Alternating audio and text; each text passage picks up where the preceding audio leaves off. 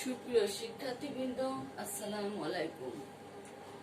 অর্থনীতি অনার্স তৃতীয় বর্ষ এবং মাস্টার্স শেষ বর্ষের প্রিয় শিক্ষার্থীরা, আশা করছি তোমরা সবাই ভালো আছো, সুস্থ আছো, নিরাপদে আছো। আজকের অনলাইন ক্লাসে তোমাদেরকে স্বাগত জানাচ্ছি। আমি মুসাম্মদ সাইনা সুলতানা, সহযোগী অধ্যাপক, অর্থনীতি বিভাগ, ধামরাই সরকারি কলেজ, ধামরাই, ঢাকা। প্রিয় শিক্ষার্থীরা, আজকে আমার আলোচনার বিষয় Baumol's theory of demand for money, যেটাকে আবার বলা হয় inventory method of transaction demand for money or square root formula of determining transaction demand for money. অর্থাৎ আমরা আজকে দেখব বোমলের অর্থের চাহিদা তত্ত্ব।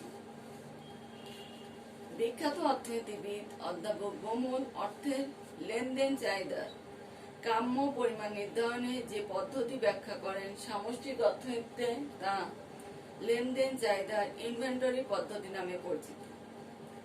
একটি বর্গমূল সূত্রের সাহায্যে বোমল অর্থের লেনদেন চাহিদা ও সুদের হারের বিপরীত সম্পর্ক নির্ণয় করেছেন বলে তার বিশ্লেষণ পদ্ধতিকে বর্গমূল নিয়ম বা স্কয়ার রুট ফর্মুলাও বলা হয়।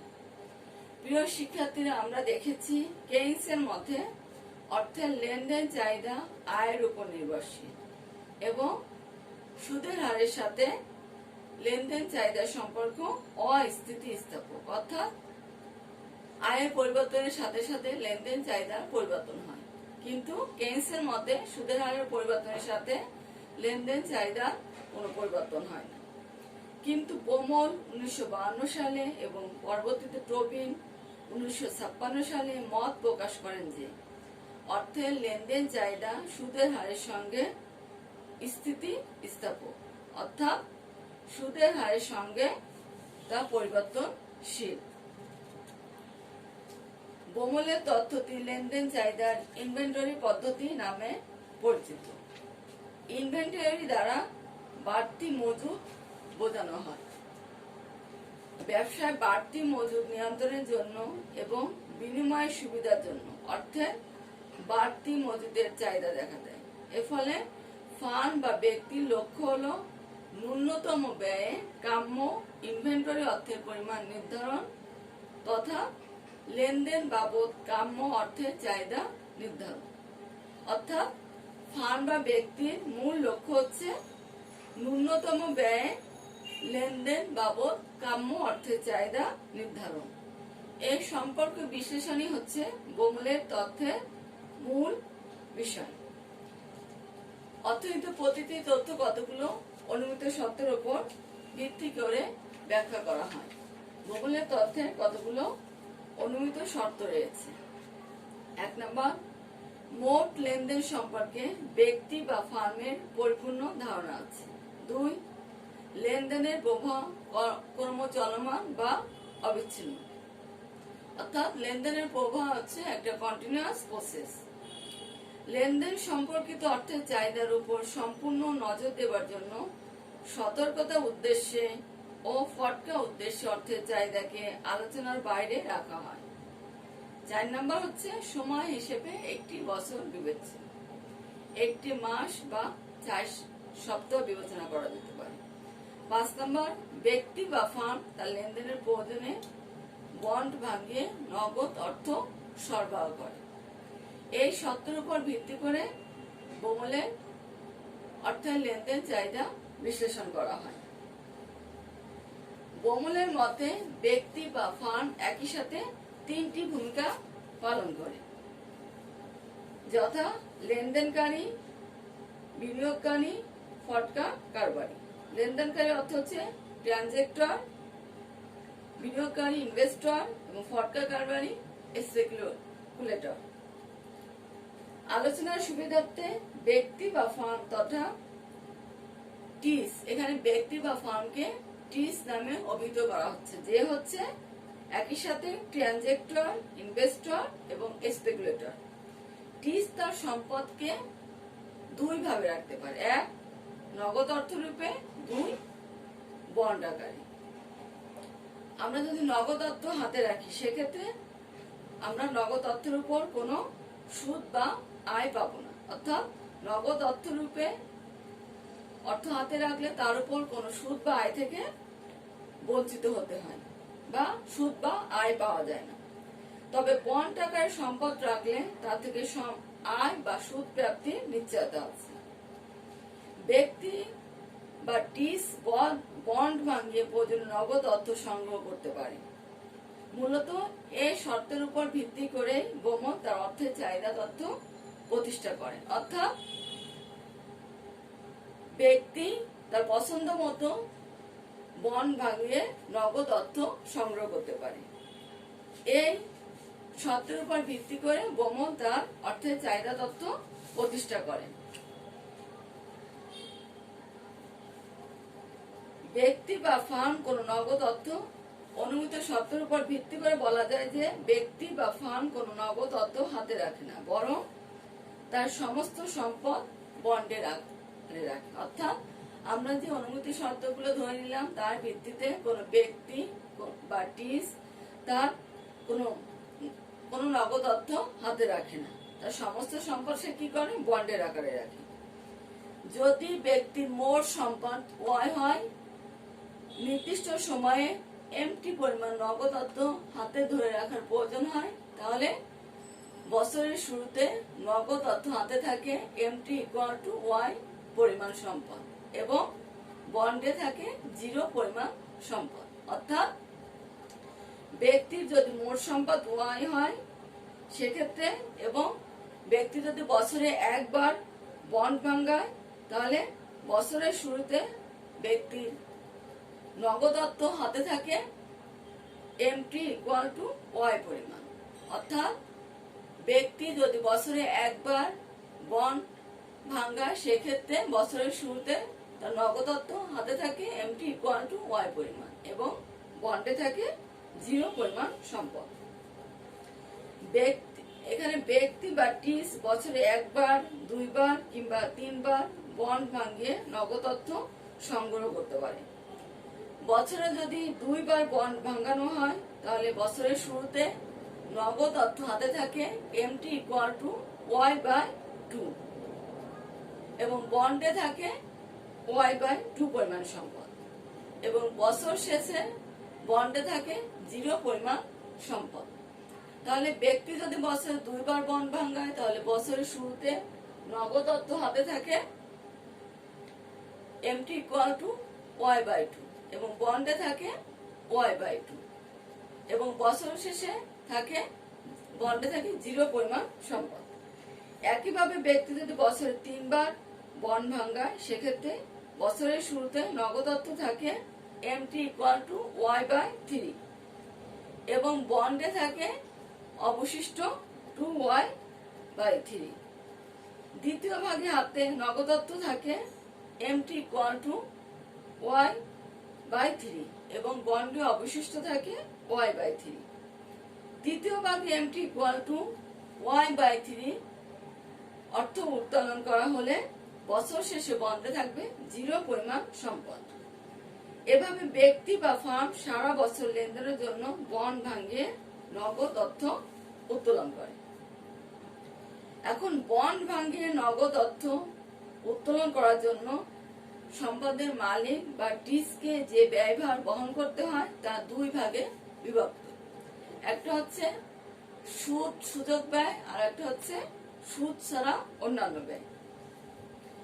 বন্ড ভাঙিয়ে কিংবা বিক্রি করে নগদ অর্থ সংগ্রহ করলে টিসকে নির্দিষ্ট সময় শেষে প্রাপ্ত সুদ হতে বঞ্চিত হতে হয়। অর্থাৎ বন্ড ভাঙিয়ে আমরা যদি নগদ অর্থ সংগ্রহ করি সেক্ষেত্রে আমরা সুদ থেকে বঞ্চিত হই।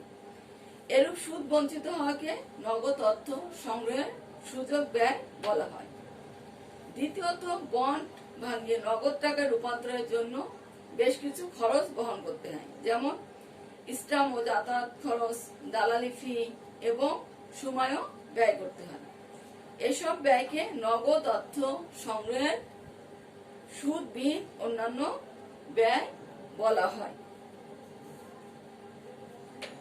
এখানে বছরে যদি এখানে সুদ সূচক ব্যয় হচ্ছে OC equal to RMT by 2, আর সুদ ছাড়া অন্যান্য ব্যয় হচ্ছে AC equal to BY by B into Y by MT. বছরে যদি একবার বন্ড ভাঙানো হয় তাহলে সুদ সূচক ব্যয় হচ্ছে OC equal to R into MT by 2, যেখানে আর হচ্ছে সুদের হার আর এমটি হচ্ছে প্রতিবার বন্ড ভাঙিয়ে যে পরিমাণ নগদ অর্থ পাওয়া যায়। আবার প্রতিবার বন্ড ভাঙানোর দালালি খরচ যদি বি হয় সেক্ষেত্রে এবং বন্ড ভাঙাতে ব্যাংকে ওয়াই বাই এমটি বার যেতে হলে সুদ ছাড়া অন্যান্য ব্যয় হবে AC equal to B into Y by MT. এখানে ওয়াই হচ্ছে বন্ড ভাঙানোর দালালি খরচ বা দালালি ফি, আর ওয়াই বাই এমটি হচ্ছে বন্ড ভাঙাতে প্রতিবার যে পরিমাণ বন্ড রূপান্তরিত করা হয় তার প্রকৃত মূল্য বা নগদ অর্থের চাহিদা। তাহলে এখানে টোটাল ব্যয় হচ্ছে TCP into Y by MT হচ্ছে বন্ড ভাঙানোর দালালি ফি বাবদ এবং আর ইন্টু এমটি বাই 2 হচ্ছে বন্ড ভাঙানোর সুযোগ ব্যয়। এখন তাহলে তার মোট ব্যয় হচ্ছে বন্ড ভাঙিয়ে নগদ অর্থ হাতে রাখার মোট ব্যয় হচ্ছে TC equal to OC plus AC, যেটাকে আমরা লিখতে পারি R into MT by 2 plus B into Y by MT. এখন শর্তানুসারে টিস তার অর্থের চাহিদা তথা নগদ অর্থের সংগ্রহের মোট ব্যয় সর্বনিম্ন করতে চায়, অর্থাৎ সম্পদের মালিক তার নগদ অর্থ সংগ্রহের মোট ব্যয় সর্বনিম্ন করতে চায়। এই অবস্থায় এমটির মান বের করতে হবে যেন খরচটা সর্বনিম্ন হয়। এখন খরচ সর্বনিম্নকরণের প্রাথমিক শর্ত অনুসারে আমরা জানি ফার্স্ট ডেরিভেটিভ ইকুয়াল টু 0। খরচ সর্বনিম্নকরণের প্রাথমিক শর্ত হচ্ছে ফার্স্ট ডেরিভেটিভ ইকুয়াল টু 0। তাহলে আমরা করতে পারি DTC by DMT equal to, এই সমীকরণের ফার্স্ট ডেরিভেটিভ করে আমরা কি পাচ্ছি R by 2 minus B Y by MT whole square equal to 0, বা আমরা B Y by MT whole স্কয়ারকে বাম দিকে নিয়ে যাই তাহলে পাচ্ছি B Y by MT whole square equal to R by 2। এখান থেকে আমরা আর আর গুণ করে পাচ্ছি R MT whole square equal to 2বি ওয়াই। এখান থেকে আমরা আর কে ডান দিকে নিয়ে আসি তাহলে হচ্ছে MT whole square equal to 2বি ওয়াই বাই আর। এটাকে উভয় পক্ষকে যদি বর্গমূল করি সেক্ষেত্রে পাই, তাহলে উভয় পার্শ্বকে বর্গমূল নিয়ে আমরা সে পাচ্ছি এমটি বার ইকুয়াল টু 2বি Y by R root over. তাহলে এটাই হচ্ছে অর্থের লেনদেন চাহিদা স্কয়ার রুট ফর্মুলা নামে পরিচিত। এখানে এমটি হচ্ছে কি, এমটি হলো অর্থের কাম্য লেনদেন চাহিদার পরিমাণ। এই সূত্র অনুসারে আমরা কি দেখতে পাচ্ছি, এমটি হচ্ছে আমার লেনদেন চাহিদার পরিমাণ, আর হচ্ছে সুদের হার, ওয়াই হচ্ছে আয়। তাহলে এখানে এমটি এবং আর এর সম্পর্ক হচ্ছে বিপরীত, আবার অন্যদিকে এমটি এবং ওয়াই এর সম্পর্ক হচ্ছে সরাসরি, অর্থাৎ সুদের হারের সাথে অর্থাৎ লেনদেন চাহিদার সম্পর্ক হচ্ছে বিপরীত। তাই বোমলের লেনদেন চাহিদা অপেক্ষককে সুদের হারের বিপরীত অপেক্ষকও বলা হয়। তাহলে আমরা দেখেছিলাম কেইন্সের তথ্য অনুযায়ী অর্থের লেনদেন চাহিদা সম্পর্ক আয়ের সাথে সরাসরি, অর্থাৎ অর্থের লেনদেন চাহিদা আয়ের উপর নির্ভরশীল। আয়ের পরিবর্তনের সাথে সাথে অর্থের লেনদেন চাহিদা পরিবর্তিত হয়, কিন্তু এবং সেটা সুদের হারের সাথে অস্থিতিস্থাপক, অর্থাৎ সুদের হারের পরিবর্তনের সাথে অর্থের লেনদেন চাহিদার কোনো পরিবর্তন নাই। কিন্তু বোমল কেইন্সের এই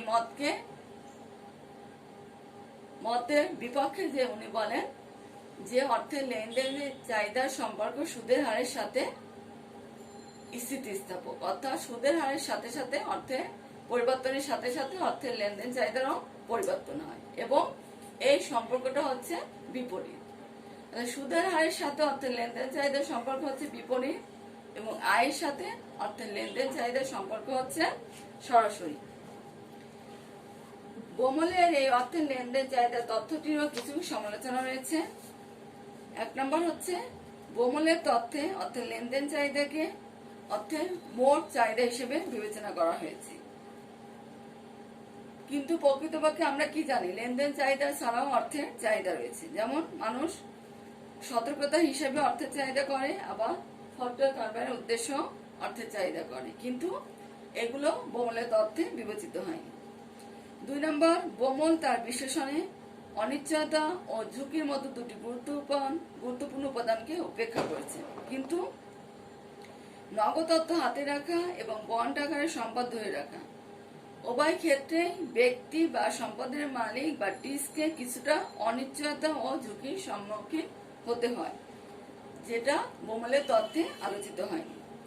3 নম্বর হচ্ছে বোমলের মতে ব্যক্তি বা ফার্ম আয় উপার্জনের সবটুকুই বন্ড আকারে জমা রাখে এবং প্রয়োজন মতো ভাঙিয়ে নগদ অর্থ রূপান্তরিত করে, কিন্তু এ ধারণা ঠিক নয়।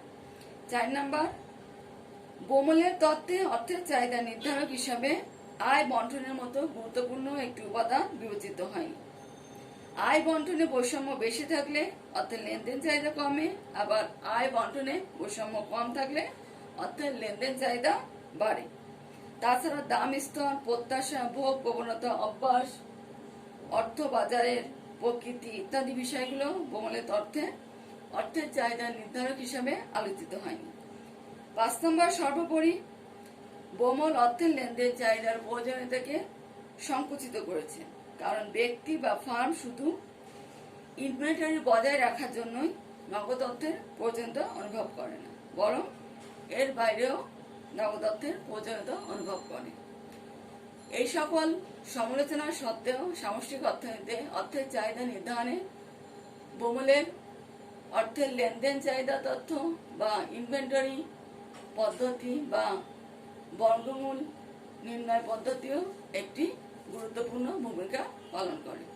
যেখানে কেইসের মতে অর্থের লেনদেন চাহিদার সম্পর্ক সুদের হারের সাথে অস্থিতিস্থাপক, সেখানে বোমল দেখান যে সুদের হারের সাথে অর্থের লেনদেন চাহিদার সম্পর্ক স্থিতিস্থাপক এবং সুদের হারের পরিবর্তনের সাথে অর্থের লেনদেন চাহিদা পরিবর্তন হয় এবং এই সম্পর্কটা হচ্ছে বিপরীত। তাহলে প্রিয় শিক্ষার্থীরা, আজকে আমরা দেখলাম বোমলের অর্থের চাহিদা তথ্য বা অর্থের লেনদেন চাহিদার ইনভেন্টরি পদ্ধতি বা অর্থের লেনদেন চাহিদা নির্ণয়ের বর্গমূল সূত্র। প্রিয় শিক্ষার্থীরা, আজকে এ পর্যন্তই। আল্লাহ হাফিজ।